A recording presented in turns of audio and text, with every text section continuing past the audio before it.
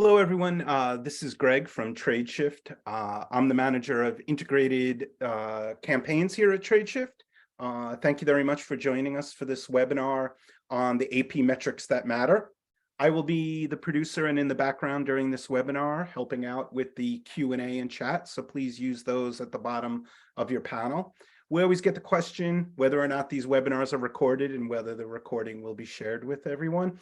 This webinar will be recorded and we will share it with both registrants and attendees after the webinar. So look for that email from us shortly afterward. Again, I'm in the background, so please do use the Q&A and chat if you have any questions for our panelists. And with that, I'm going to go in the background and turn things over to Michael from Tradeshift. Great. Go ahead, Michael. Thank you, Greg.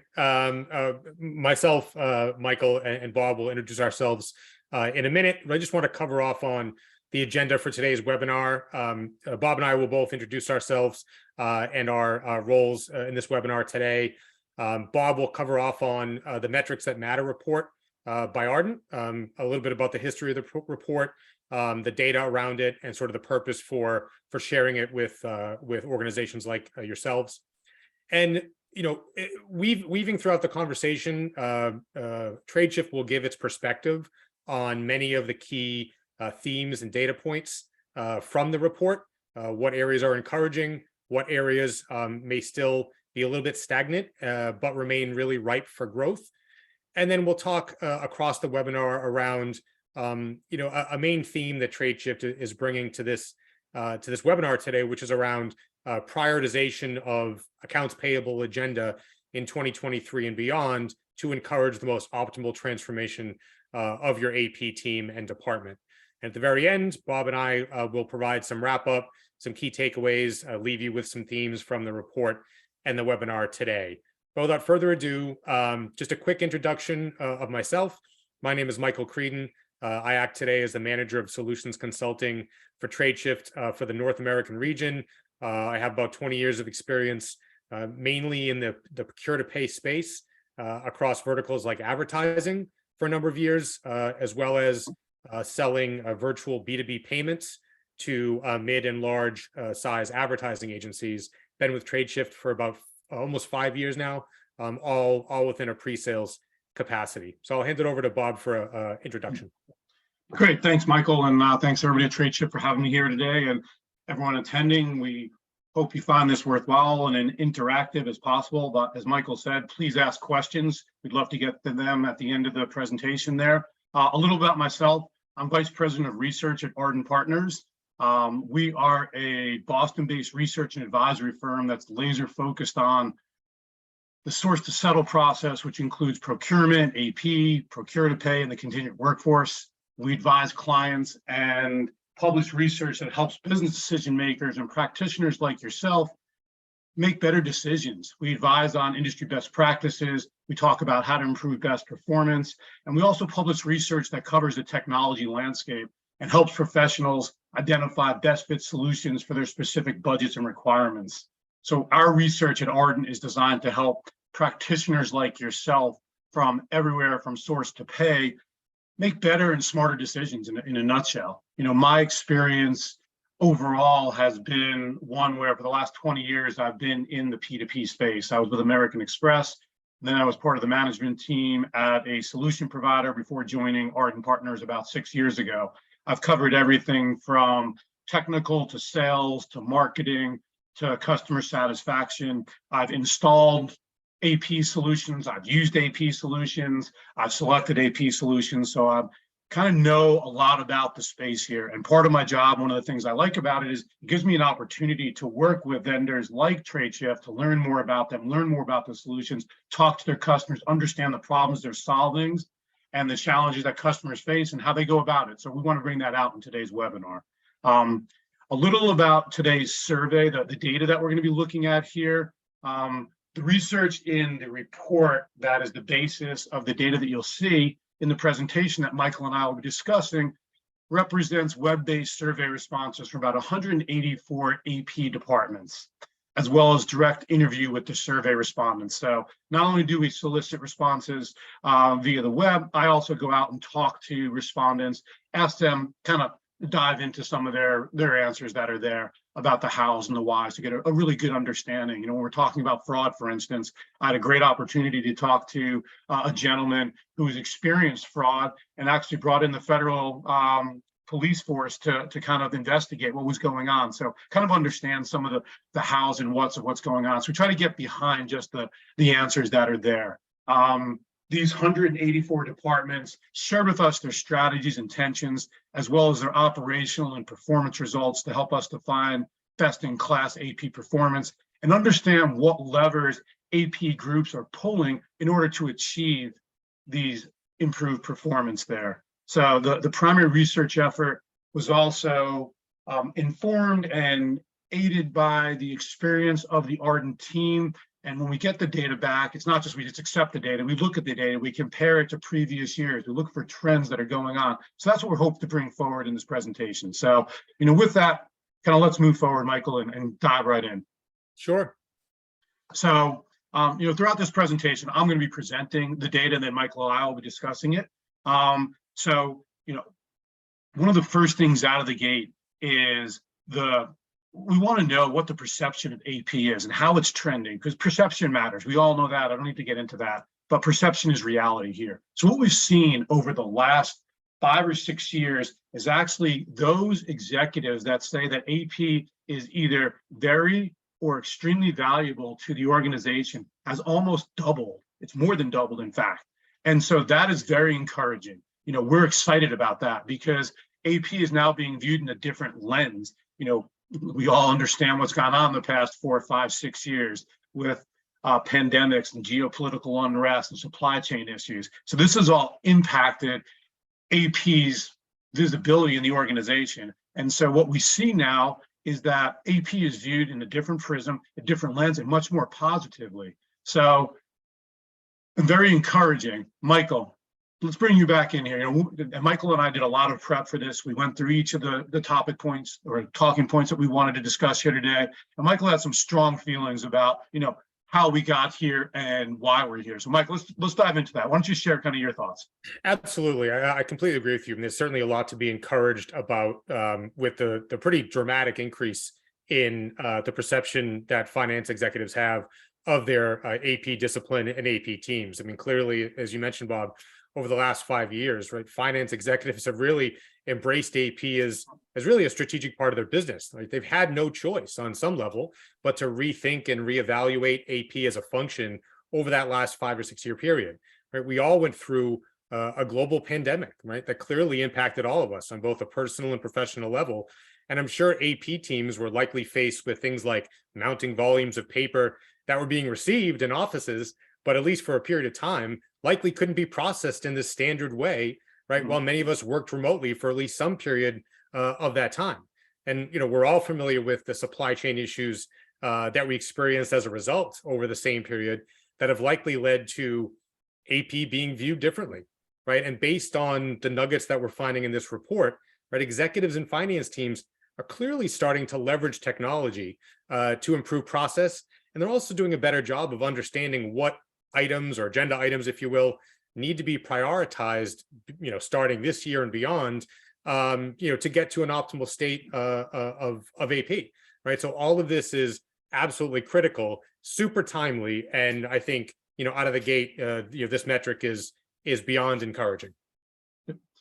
Yeah, no, great points. And if Michael and I were doing this presentation 6 years ago, and I said, Michael, 5 years from now, do you think AP is going to be viewed as a critical function and essential workers to the workforce? And if something happened, this department was going to have to be prioritized as far as getting to work and doing their job. We probably would have been, looked at, kind of cross-eyed there, because the thought that AP is an essential worker, essential part of the force, was kind of alien. But nowadays, I think people understand the value that AP delivers and can offer to the organization. So when we look at the perception, AP was tasked with stepping up during the pandemic, from work from home, from everything we went through, and they had to step up and deliver. And I think AP, these results show that executives appreciate AP more now than ever.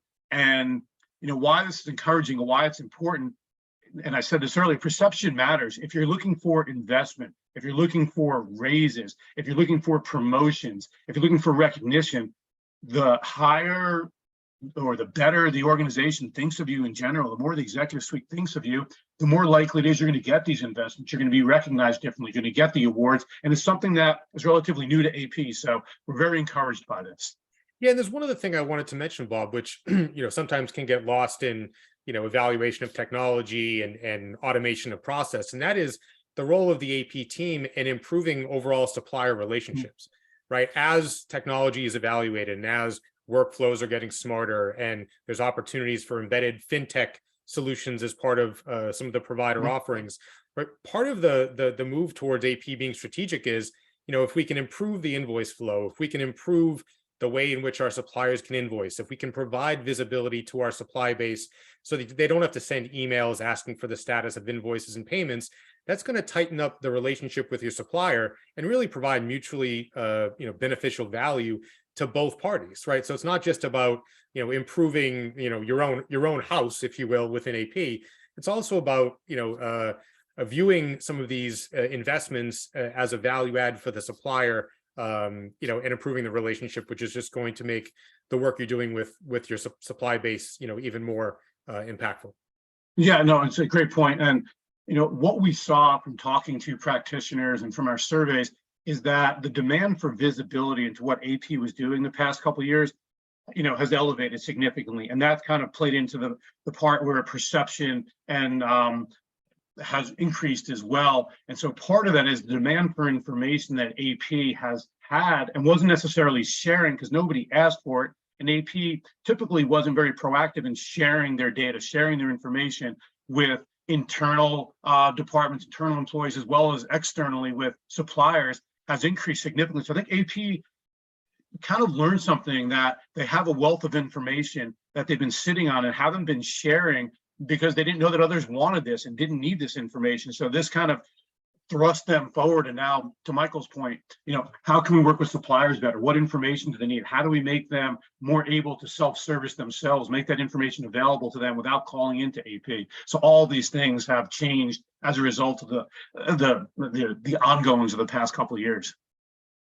Absolutely. And I think it's a good segue, Bob, into the rest of our conversation around sort of working to improve areas within AP and having that value extend to supply base. So let's move forward and get into some of the other nuggets here from the report.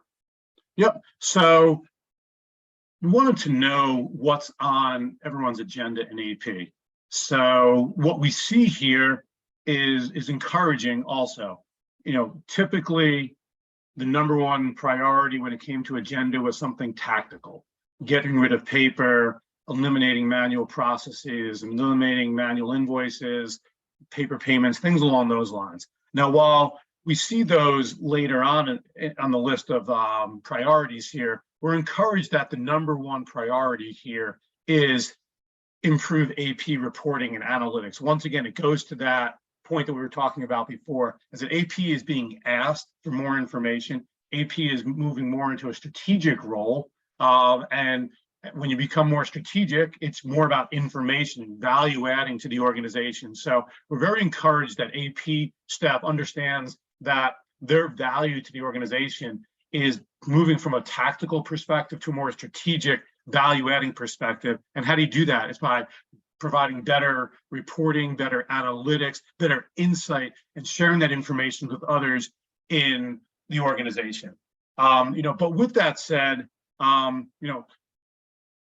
in order to get to become more analytic and more data driven in your organization, you need to do number 2, 3, and 4, right? That goes without saying. And so, when Michael and I were discussing, without understanding the background into our data and what we're looking at here, Michael goes, I agree with everything on this page, but I think they're in the wrong order. Michael, why don't you tell us, why you think they're in the wrong order? Yeah, I think, like you said, Bob, in a vacuum, right, the items that are being reported here, they're all the right considerations, right? There's not one item on this list that I would remove, right, or replace with something else necessarily. But there's, I don't want to say a problem, right? There's a an ordering issue here with how these items, I believe, are stack ranked, right? The responses indicated that data reporting and analytics was really a primary focus, followed by AP automation, followed by elimination of some tactical work and paper invoicing, and then lastly, the ability to enable more suppliers to submit invoices electronically. So what's the challenge with the order? Well, the challenge with the order is in my opinion, it's not truly prioritized for success, right? It's really difficult to improve the quality of reporting and analytics if data coming in from your suppliers and on the invoices is either not digital, is still paper-based, or at worst is incomplete, right? If you're missing information from your suppliers that you need, right? And as a result, right, companies may also, like yours, may also struggle to implement automation if suppliers continue to rely on manual invoice submission methods like mail or fax or email of what I call unstructured PDFs, right? So in order to better automate, I think companies need to make sure and be deliberate around the prioritization of reduction in paper invoice volume, right? Without prioritizing that sort of first, whether it's automation attempts or improving of AP reporting analytics is likely going to fall flat, or you're going to hit, you're going to hit a roadblock. So enabling suppliers to submit e-invoices really only received 36% from those surveyed, but in my opinion, arguably is the most critical piece to optimal digital transformation success in 23 and beyond. So really, in summary here, the agenda list has fantastic initiatives. They just need to, I think, be restructured a little bit and maybe refocused in a way that leads to overall greater AP efficiencies downstream and optimal utilization of the technology, either that you're using today or that you might be evaluating in the next year or two. So, Michael, I think if you kind of show that there, the order that you recommended, we don't disagree. I don't disagree with this, but I think what we look at and we have to understand is that AP automation is a journey. It's not a destination. You don't begin with great reporting, to your point, with bad information or bad data, bad processes underneath, because then you're just going to get bad information. So everything you say is accurate. You need to build the base. You need to build the inefficiencies out of the process. You need to start digitizing to get better information in order to report on it. Because there's no way that you become more strategic, without having the processes and the tactical tasks being automated at a much higher extent that's there. So I don't disagree with you. We're not going to ever argue with our survey respondent that says, no, these are the wrong answers, because these are their answers. This is the reality of the situation. I think they understand that they need to build the base of the pyramid before you can put the top on, right? And so I think, I would agree with everything that you're saying there. It's a journey. You need to start working at the bottom. And once you start getting rid of the paper and reducing the manual tasks, once you start enabling more suppliers to submit electronically, you're improving the quality of the data. And as you improve the quality of the data, obviously, then you can improve the quality of the reporting and get better tools in order to do that. So when you say prioritize for success, completely agree with that. You need to understand, where the challenges are, look at those and automate those. And once you do that, then you can start moving upstream to do more strategic value-adding activities for the organization. Yeah, and one thing I'll add to that is while it's not explicitly called out in the survey or the responses, the underlying theme here throughout all of the data that's collected from those surveyed really hints at, if I look at one of the statistics that we're not going to necessarily cover, which was, I think 71% responded that smarter systems are kind of a key to AP success moving forward.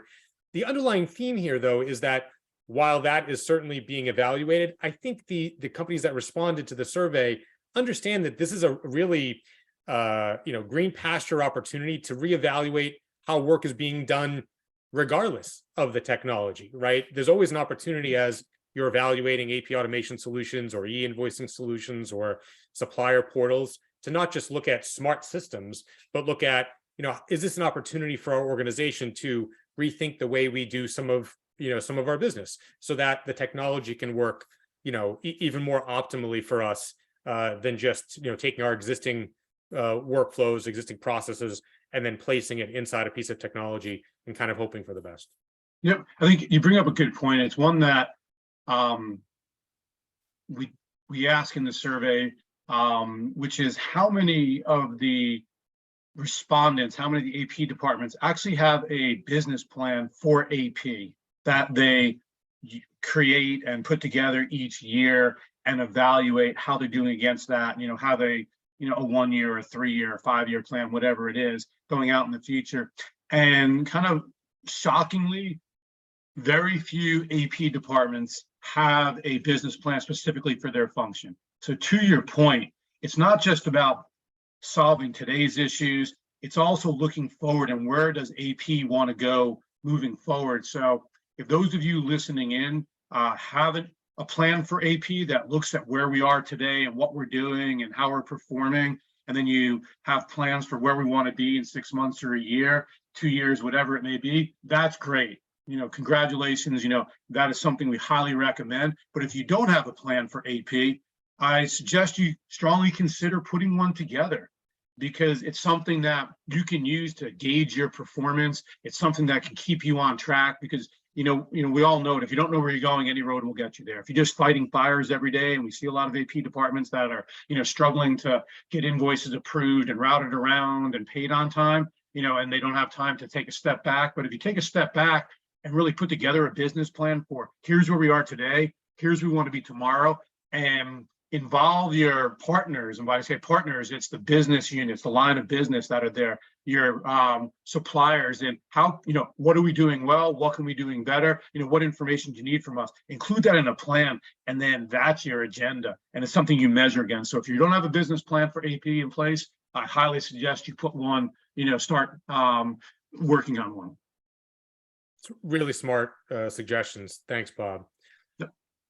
As we move into the next conversation point, we sort of doubling down here on, if you're looking at the reordered priorities here, we talk about number one being enable more suppliers to submit invoices electronically. So what we wanted to go to next was some data around, what percentage of invoices are coming in electronically today. So Bob, I know you've asked this question across a number of years worth of reports. What are you seeing in this year's report that you find interesting? Yeah, so I was listening to a TED Talk yesterday about positive and negative thoughts. And so what we want to stay here is emphasize the positive. The good news is that, we've, achieved in the last couple of years, more than 50% of invoices are being received electronically. And that's great. We've made progress over the past 10 years. But what we've seen is that it's kind of leveled off the past couple of years, and that's been a little bit surprising to us. Michael mentioned earlier, if you're not onboarding suppliers to submit invoices electronically, you have challenges that are, that come as a result of that. So we're encouraged that it's more than 50%. However, there's still a long way to go in order to get where we think we should be, which is, up, in the upper 90s, percentage-wise. You're going to get a few paper invoices from a local supplier every now and then that someone drops off, for catering or something like that, potentially. But we want to get to a point where the invoices that are being delivered in a structured, formatted fashion and are much more electronic. So we're great. We're over 50%. That's good. But, let's talk about now some of the challenges that happen when you receive paper invoices. And it's not just, receiving a paper invoice and that's a bad thing, but like many things in life, there's a cause and effect. So you receive a paper invoice, what's the downstream impact of that? So Michael, let's move to the next slide and start talking about some of these. Yeah, and to reiterate what Bob said, I think when you look at 52% of invoices coming in electronically, it's fantastic to have half of your invoice volume coming in electronically. What I think Bob and I would agree on is if you're having that kind of e-invoicing penetration success, as an organization, you'd like it to flow more downstream into some of these other AP related areas, right? But if you're having AP need to touch almost 70% of the invoices once they're received, right? There's still a lot of work to be done within the AP department around either, yes, the invoice is coming in, but the data, the data in the invoice is either, incorrect, inaccurate, maybe there's some fields missing, right? And as a result, organizations responded that they're only experiencing straight through processing of a shade over 30%. So the e-invoicing volume is encouraging, but to Bob's point, is leveling off, and it's still resulting in some area, some things that are being hindered, right, within AP. And based on the survey responses, 45% of those surveyed suggested that a high percentage of invoice exceptions prevents AP teams from achieving better results. So again, kind of tying the good e-invoicing penetration.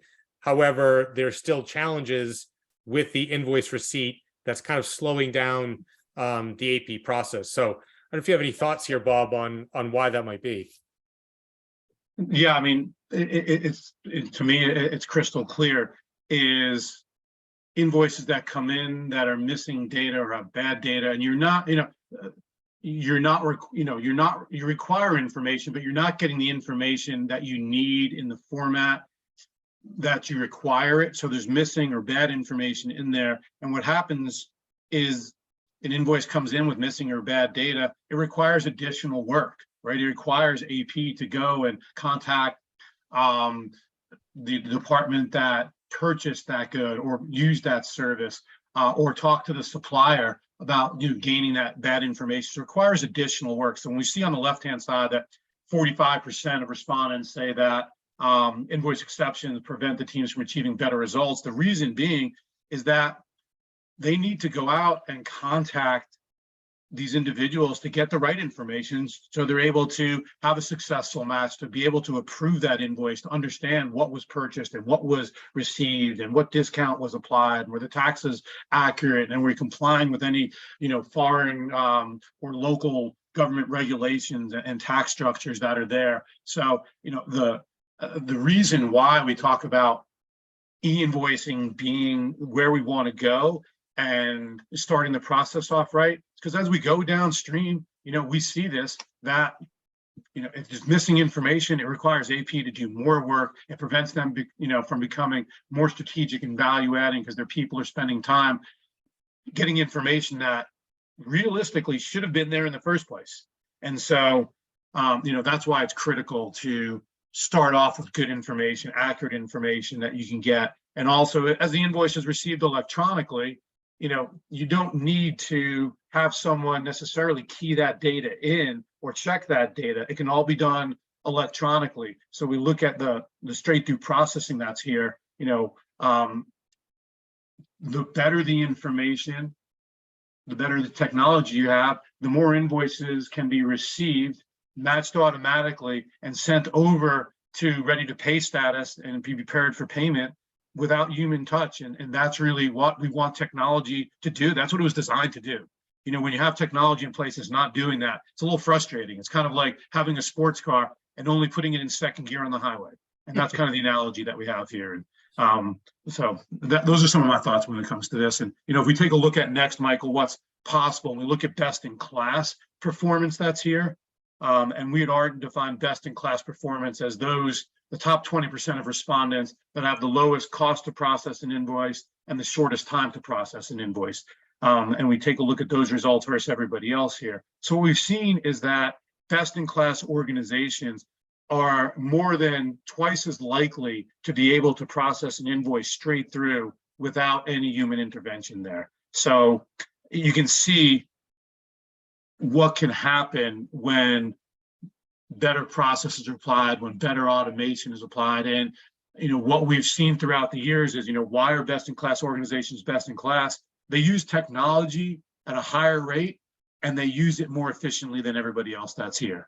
Now, while we look at this result and say 47% straight through processing is definitely, compared to everybody else, is really good, it's 2.5 times better, but there's still a long way for even the best in class organizations to go to improve their processes. So we know, as I mentioned earlier, the AP automation is a journey, it's not a destination. And so it's something that continually needs to be worked at. You need to have continual process improvement. Yeah, and one of the things I wanted to tease here, Bob, as we get into it a little bit more in depth in a slide or two, is when you look back at the 52% of e-invoicing, I think I would encourage organizations to evaluate whether your e-invoicing strategy is single-threaded or it only relies on one type of technology to receive that invoice electronically, right? Oftentimes, if you look at something like EDI, right? Yes, you enable the supplier to send that EDI transmission, but if there's missing information or it doesn't go through successfully, there can be challenges around collaborating with the supplier to complete a field that wasn't completed or fix an issue that was received on that transmission.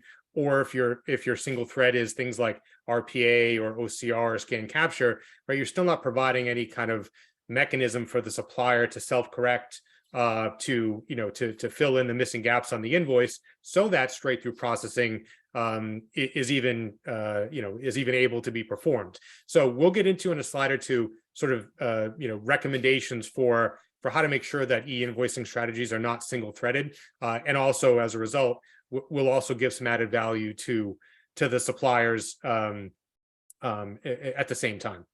Yeah, and one thing I'd encourage everybody to do is to get a copy of the full report from Tradeshift that we put out, because we're just scratching the surface on what's included in the report.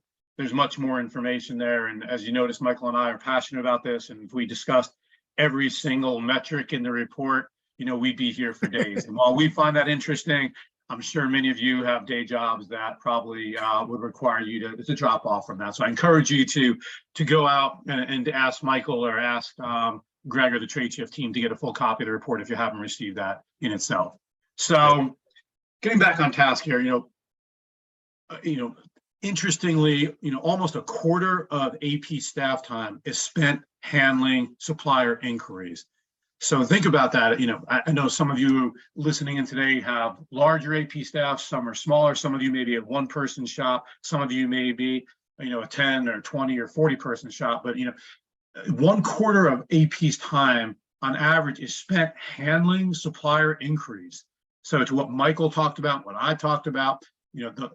Why do people call in? They don't call in because they're bored and, hey, how's it going today? They call in because they want to get paid. They want to understand the status of their payment. They want to understand why they got paid, what they got paid, when they're going to get paid, all of those good things, right? So if there's a way that you can eliminate the need for that supplier to call in to AP, it's a win-win, not only from the AP, the buyer perspective, but also from the supplier perspective. No supplier, ever said, I want to call up my buying organizations to check in on the payment of my status every single day. Never did anyone say that. So, it's the stat that you definitely need to look at when you're evaluating your AP performance here. And I talked to a large pharmaceutical manufacturer recently, and they were talking about, they measure this in the number of calls that they receive. They hadn't thought about measuring it in the time spent. And they actually, after having this conversation with us, they decided to change the way they view this, because the number of calls is somewhat irrelevant. If you have one call that lasts an hour, if you have 10 calls that last 10 minutes, it's important to know the number of calls. We really want to know how much time AP staff is spending here.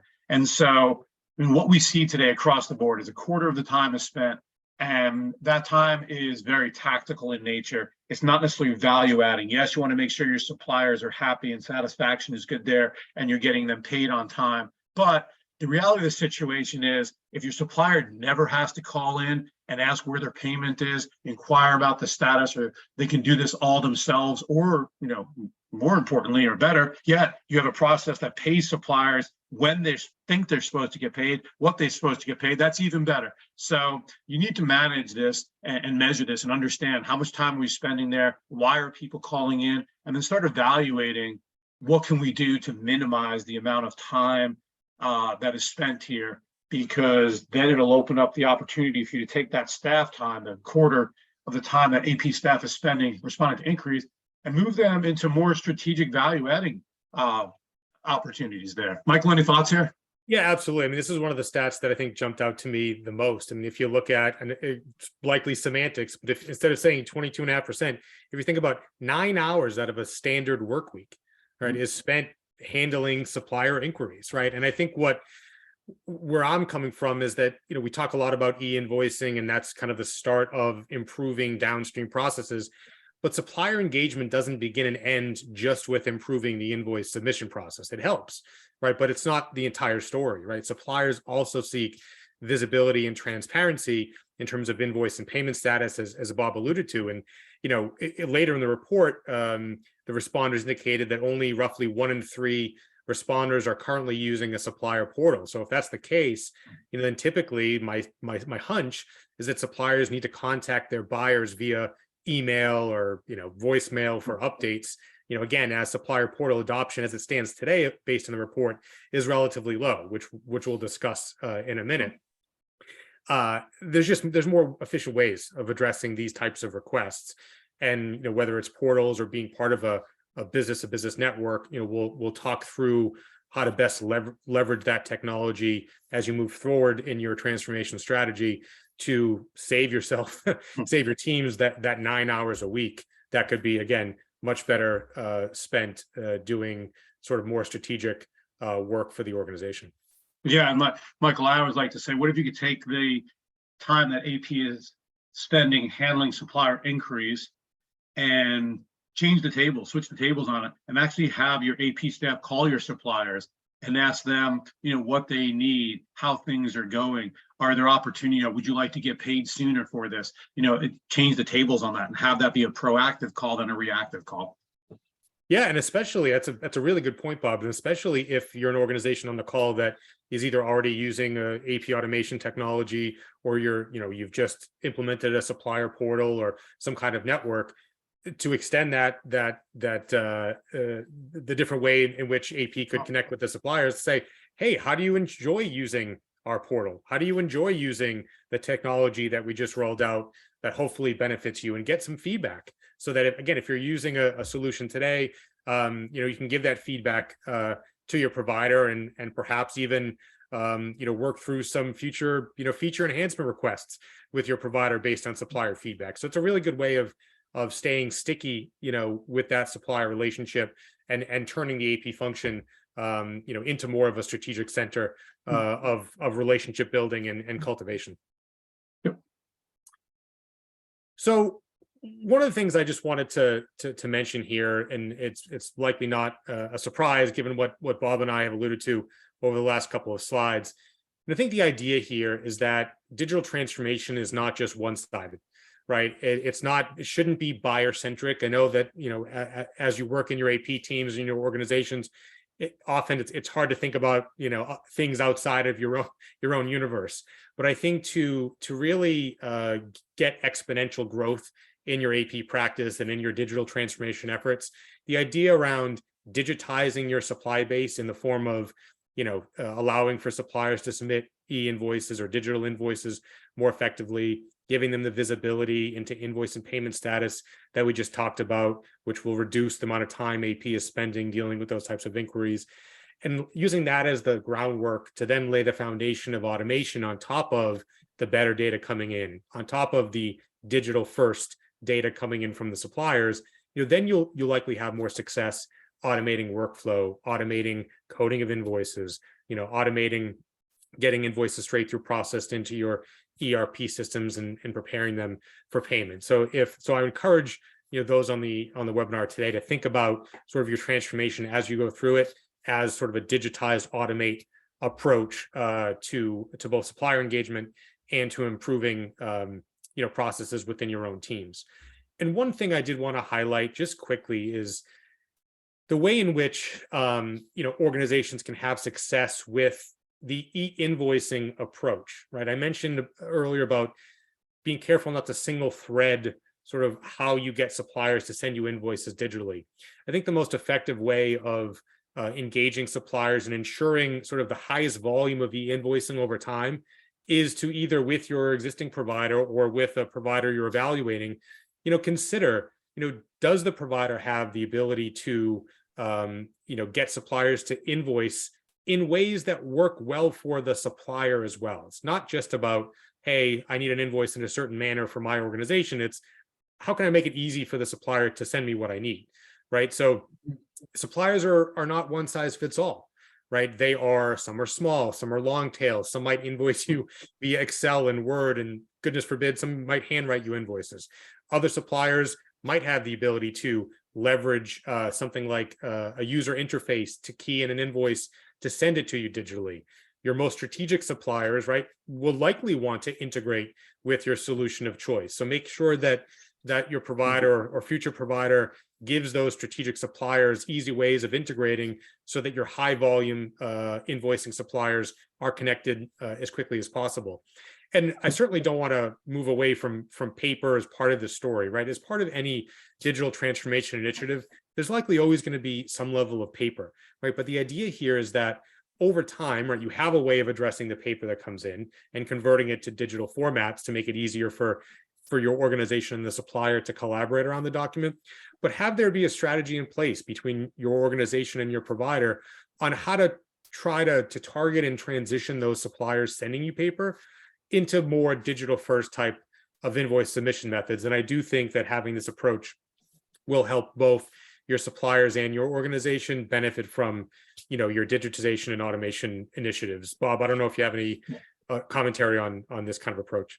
Yeah, no, I agree. You need to take a look at your vendors. You need to segment your supplier base because one size doesn't fit all, as you said. There's smaller suppliers that are submitting an invoice 1 or 2 a month. Some are submitting 100 or 200 a month. And so you need to make sure that you have the right tool for each supplier in place. And the other thing I would talk about, I know we don't have time to do it, it's kind of a whole nother topic that we could discuss, is when you're onboarding suppliers, when you're working with your solution provider to onboard suppliers to submit invoices electronically, I would recommend thinking about onboarding them for payment at the same time, right? Because you're already contacting them. You've got somebody who's new and excited about working with you. So if you're not just talking about submitting invoices, which is critically important, but also at the same time, how do you want to get paid? And those conversations, you're tackling 2 topics at once, and it's not that much more difficult because you're already talking about how are we going to onboard you, how are you going to submit invoices, and at the same time you have their information. So how do you want to get paid? So I would say, look full cycle there. I don't want to overcomplicate things. And Michael, you may, may or may not agree with this, but I think when you're talking to a supplier, when you're onboarding them, it's best to make good use of your time and their time and understand what you want to get to. Because if you've onboarded them to submit invoices electronically, that's great. But also think about the end of the process too, is how are you going to pay them? So that would be my one addition to what you have to say. I would agree with you. And I think there's beyond just, payment execution methods. I think there's opportunities as suppliers come into your ecosystem or get converted to digital first options. What other information do I want to collect from my suppliers that maybe, is not part of my sort of new vendor onboarding process? Maybe, I have a, sustainability questionnaire I want a supplier to fill out as part of transacting with me. Maybe, there's some other kind of survey or questionnaire that again falls outside of the context of what do I need from a legal standpoint to get the supplier to transact with me.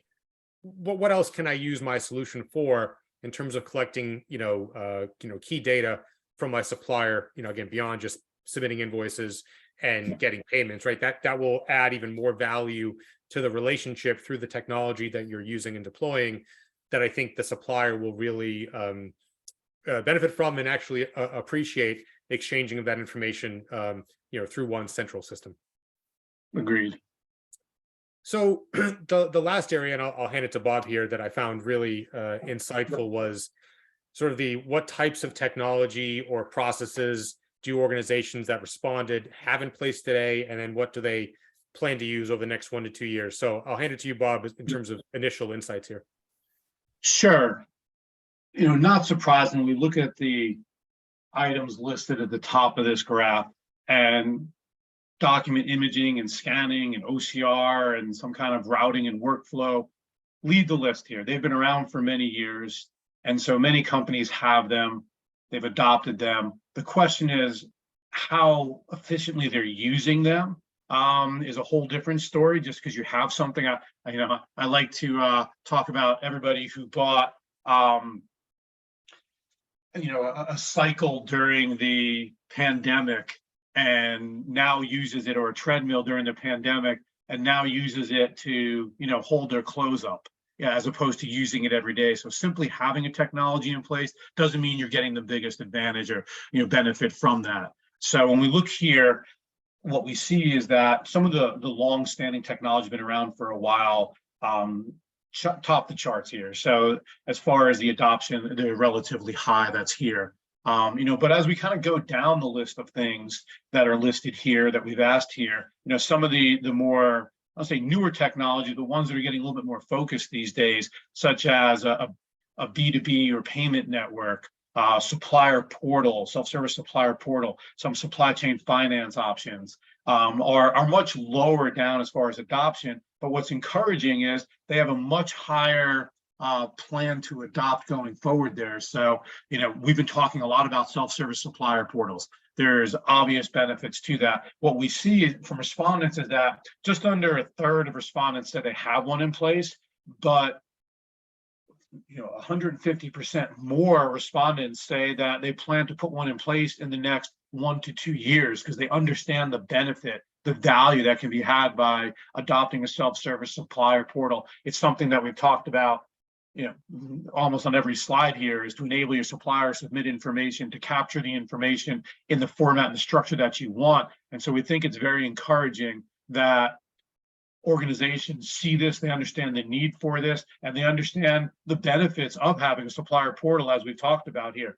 Paper is fine, but it causes challenges down the road. When you submit invoices in a much more structured fashion, you're capturing the information, you're capturing the ESG information, the compliance information, the tax information, the payment information. It makes everything else much smoother and much more efficient down the line and much less costly, and much more benefit to both sides of the organization. So, we're, the results here, are kind of what we've seen as far as the currently used, but the plan to adopt is something that we're encouraged by. And, I'd also tell people listening to keep in mind that all of the data we have here is a blend, of small, medium, and large companies. And yes, our data tends to skew a little bit more towards the large or enterprise type organization. And so sometimes when you look at some of the data, you go, oh, how's that even possible? Because we do have smaller and medium-sized organizations that have not adopted any technology, who are doing things in a very manual fashion. And, there's still billions and billions of paper invoices that come in every year. And there's billions, I think the last count, there's 15 or 16 billion paper checks in North America that were issued. Think about that. 15 billion paper checks. Think about the process to cut those checks, to mail those checks, to cash those checks, all of those things, and that's a reality here. So keep that in mind when we look at the data here. You're saying, oh, we're a smaller organization. Well, chances are you may be, less advanced from a technology adoption perspective. You're a larger organization, you may have more technology in place, but are using it as efficiently, as effectively as possible. Really insightful, Bob. One of the things I stuck out to me, connecting back to the e-invoicing penetration rates from earlier in the conversation, but also the lack of straight-through processing in relation to that. And I look at 77% of those responded are using document imaging and scanning.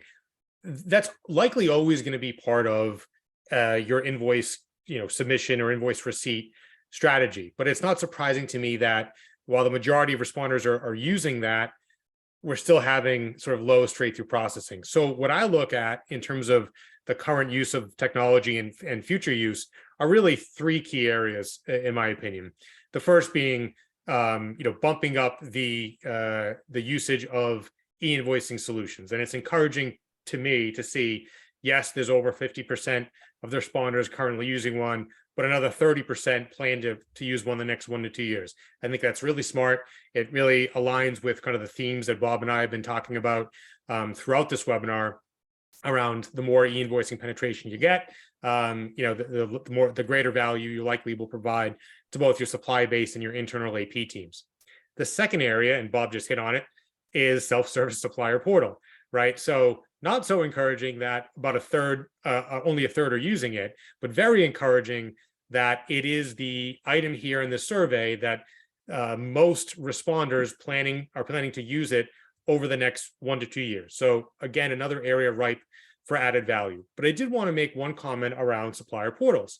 And that is, in my opinion, I do believe that portals themselves have a ceiling. What do I mean by having a ceiling? Well, if you're an enterprise supplier doing business with all sorts of companies globally, you've likely been asked to join supplier portal after supplier portal after supplier portal, probably for the last 30 years, right? And they may provide the ability to submit an invoice. They may provide an ability to check on an invoice or payment status.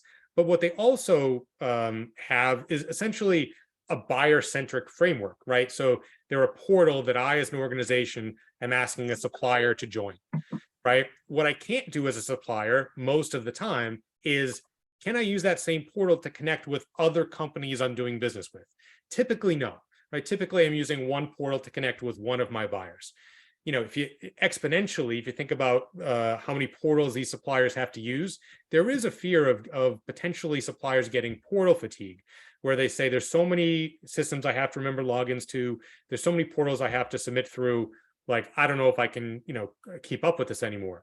So what I challenge those that are on the webinar today to evaluate is a business or payment network, right? So today, only a third are currently using a business network, but a very small amount of responders plan to evaluate one over the next 1 to 2 years. And I think the reason why this is undervalued is because, think of, as a business professional, your experience on LinkedIn.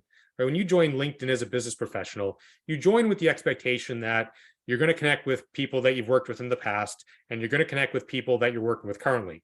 But no one joins LinkedIn and says, I'm never going to meet anybody else, right? And so as you start using LinkedIn, you connect with people like Bob at Ardent Partners, you connect with companies you want to follow, you connect with influencers. The same principle can apply for business networks. So if I'm a supplier and I say, so if I join a network, I can transact with customer A, but I also have the ability over time to potentially connect with customer B, C, D, E, and F, right? And that sometimes is lacking with a traditional supplier portal. So, my argument here would be all of the items in this survey are critical to evaluate as part of an overarching transformation strategy. The areas I think are most ripe for growth and improvement would be e-invoicing, supplier portal, and then that next step in supplier portal, which would be a business network. Yep. Hey, Michael, we're approaching the top of the hour here. Sure. Why don't we take a look at the next slide? Once you talk to me about the takeaways from today's presentation, what you want people to leave with. Yeah, absolutely. And I don't think any of these three will come as a surprise to those that have been participating today. I think number one, in no particular order, right? Until a full court press, if I use a sports analogy, around digital or e-invoicing is fully embraced or encouraged, those downstream processes like matching, workflow, invoice coding, and then reporting and analytics that were positioned as part of the AP agenda for this year, those downstream processes will continue to lag and will continue to hit ceilings, until that digital invoicing, emphasis is really driven home, both internally within your organization and obviously externally with your supply base. And again, secondly, in no particular order, by prioritizing that digitization approach and by providing value to your supplier. I think that's the sometimes the missing piece is not just, hey, supplier, send me an invoice electronically. It's, why should you send me an invoice electronically? What are you going to get out of it, right? If that can be conveyed by your organization and by your provider, right, you're going to start to see improvement historically, you're going to see improvement against historically stagnant metrics, like that only 30% straight through invoice processing rate, like the 9 hours out of a 40-hour standard work week spent on supplier inquiries. You will absolutely see those metrics improve. And then last but not least, I think Bob hinted at this earlier, right? This garbage in, garbage out kind of mentality, right? It's, if you have bad data coming into your AP team or your AP systems and expecting to improve your reporting and make things more, more digestible for your teams and for your suppliers, it's likely not going to happen, right? So by improving the supplier invoice data coming in through different e-invoice mechanisms, right, is going to help you better automate your processes. Again, like matching, like improving exception handling rates and improving reporting, which was listed as kind of number one on AP's agenda. So it may seem out of order, but I think you can get to the reporting and analytics that you're desiring by emphasizing some of those more upstream areas kind of earlier in your transformation journey. Hey, Bob and Michael, thank you very much. This was great. We did get a few questions that I want to share with you. Let me ask you those questions, and you guys can see if you can answer them. When we were on Are we playing slide Stump the 11, Presenter, Greg? excuse me? Are we playing Stump the Presenter? See if you A little bit, maybe a little bit, but I'll Name try that and tune. give you some lead in. When you guys were on slide 11 about the ePayables technology adoption, we got the question, what types of self-service supplier portals are out there, or where can one go to find them? The person wrote, our company is heavily interested in such a service, but we're having a difficult time finding ones well suited for us. So could you just talk a little bit about maybe supplier portals? Sure. I'll start that. Michael, you can follow Sure. up. Probably start off the conversation with, what are you looking to accomplish with the self-service supplier portal? What challenges are you facing today? What do you want to solve immediately? And going forward in the future, like I said, planning forward, don't just solve today's problem, because that may not help you going forward. What do you want to solve 5 years from now or 10 years from now? How can you add continual value to that? So, there are many different suppliers out there. Many of them are associated with a specific solution, such as Tradeshift. There's a supplier portal that's associated with their AP automation offering that's there. There's very few that are standalone. It just has, it's that just one portal that works for a million different back-end systems that are there. Those really don't exist today. But as Michael said, understanding what your issues are, what your challenges are, it's not to have a solution that maybe only works with your suppliers from a supplier, your buyers from a supplier perspective, but that you as a supplier can open up to other organizations that you work with, so you can leverage that portal, so you can communicate not only with your customers that are using, let's say, Tradeshift as a buying organization, but also your other buying organizations that may not be on Tradeshift. You can still submit invoices to them and use a portal for that for other suppliers as well. So make sure that you want to take a look at a solution. There's many out there, and I'm happy to have this conversation with you, explore it further, or Michael is as well, to understand what you're looking to accomplish. And chances are that the buying organization that says you need to use Tradeshift's portal or e-invoicing solution for their offering, that supplier has other buying organizations it needs to work with. So you want to make sure that the solution can accommodate not only the one buyer, but many different buyers. Yeah, I think that's all fair. I think looking at, reiterating what you said, Bob, is what are you trying to get out of that technology with your suppliers, right? If you're, you may be looking at different places. If in a portal, you mean, I need a place to handle my, or what I would call an SRM, right? Like I need something that's going to help me with my sort of legal onboarding of suppliers, or do I need it to do that plus expose, invoice and payment documents and statuses? Do I not need the former and only need the latter? So I think it comes down to evaluate what your top, if we talk about 2023 AP agenda items, like what are your supplier facing agenda items, sort of identify what those are, and then determine, okay, if it's just primarily invoice and payment status, am I using an ERP system that has an aspect of a portal? Do I need e-invoicing along with a portal, right? And you can evaluate different providers that might offer sort of more full A to Z type supplier visibility and processes. So as Bob said, there's a number of providers out there. It's just a matter of aligning what those providers offer to what requirements you might have within your AP teams. Yeah, and as you're looking or exploring options, Michael touched on a point that I failed to mention there, which is from a regulatory or compliance or mandate perspective. If you're just doing business in one country or North America, that's fine. If you're a larger organization, chances are you have suppliers located around the world. There's different mandates. Over 50 countries right now have e-invoicing mandates.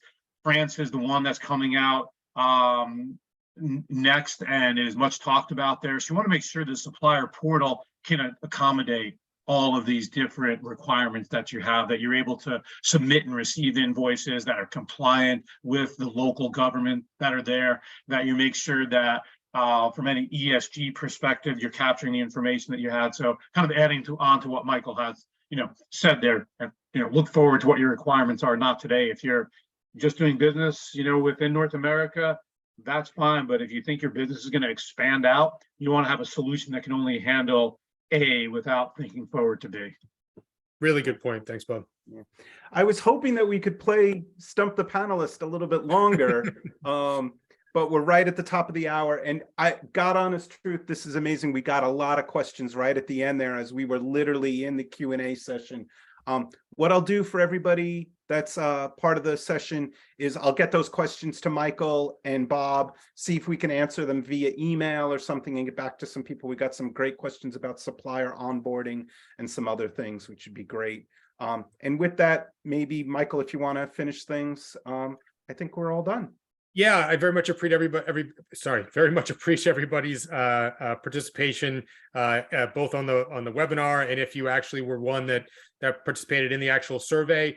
This is just super important information, not just for Ardent, not just for Tradeshift to read with a cup of coffee in the morning, right? It's really important information for your AP journey towards more digitization and more straight through processing. So happy to have you. I look forward to potentially seeing many of you on future webinars, and I thank Bob and Ardent Partners for putting this together and for co-partnering on this webinar with us today.